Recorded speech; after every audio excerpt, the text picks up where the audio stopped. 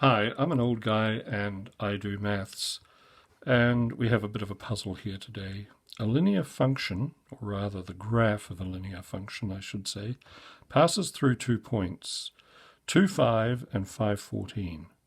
That may be an important clue. So 2, 5, 5, 14. A line perpendicular to it passes through the midpoint of these 2 points. Right, okay. What is its equation? So we're after the equation of a perpendicular line.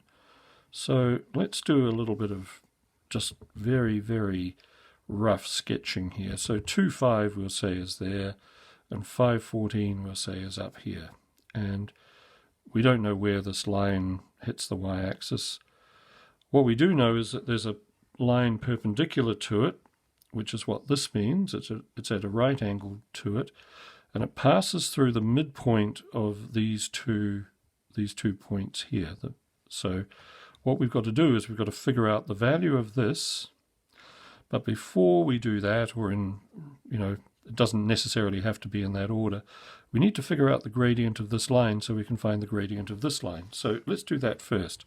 So the gradient is equal to y2 minus y1, and that's y2, and that's going to be y1. It doesn't have to be in that order, but that's the way I do it, over x2 minus x1, and these are the corresponding x values. So it's going to be 14 minus 5 over 5 minus 2.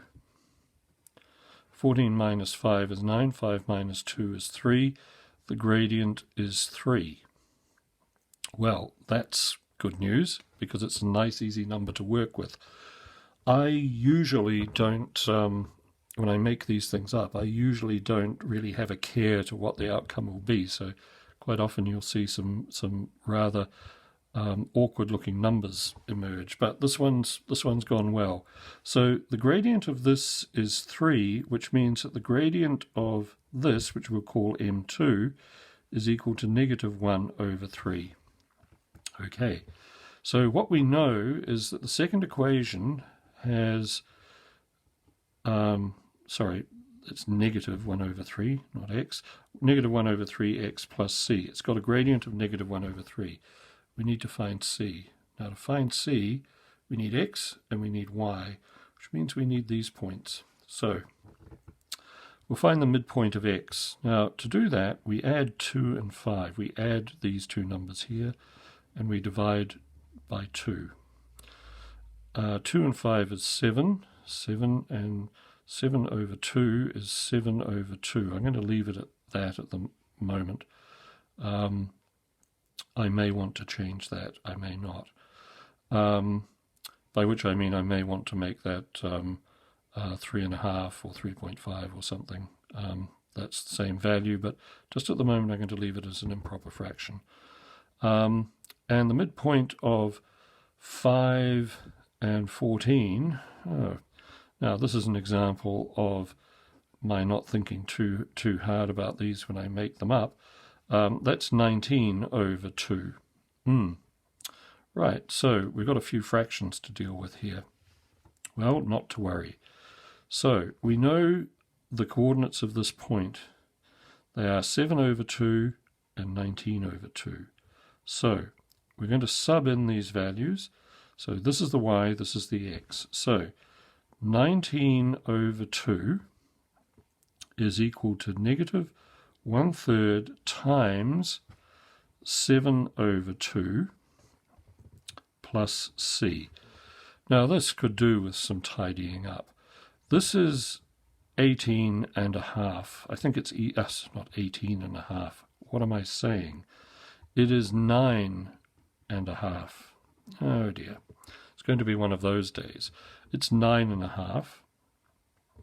And that is equal to negative 1 times 7 is negative 7.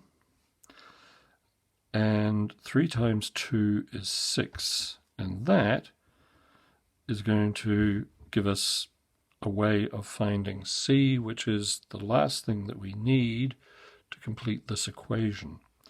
So what we get is we get 9.5 plus 7 on 6 is equal to C. All of our work is going to be over here. And how I'm going to do this is I'm going to convert this back to 19 over 2, I think. Do I want to do that?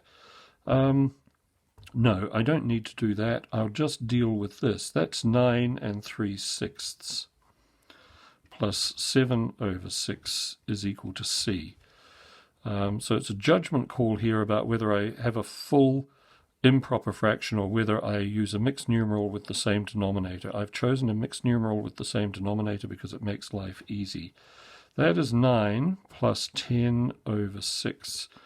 Now 10 over 6, we'll go through this in full detail, is 1 4/6.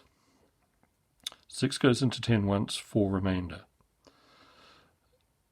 9 plus 1 2/3. So we can simplify 4 over 6 to 2 over 3. So the answer is 10 2/3 is equal to C. That's what all of this was about. And so our equation is going to be y equals -1 over 3x plus 10 2/3. And I'm kind of happy with this because these denominators, it's not always a perfect test, but these denominators are in the same realm of existence, as in that's a 3 and that's a 3. I'd be just as happy if this were a 3 and this were a 9, or this were a 6 and that were a 3, or something like that. They're in the same sort of ecosystem. That's my answer. I am hoping that it's correct because I will check this before it goes, it's made public, but I do these quite often without knowing what the answer will be, and that's what I get.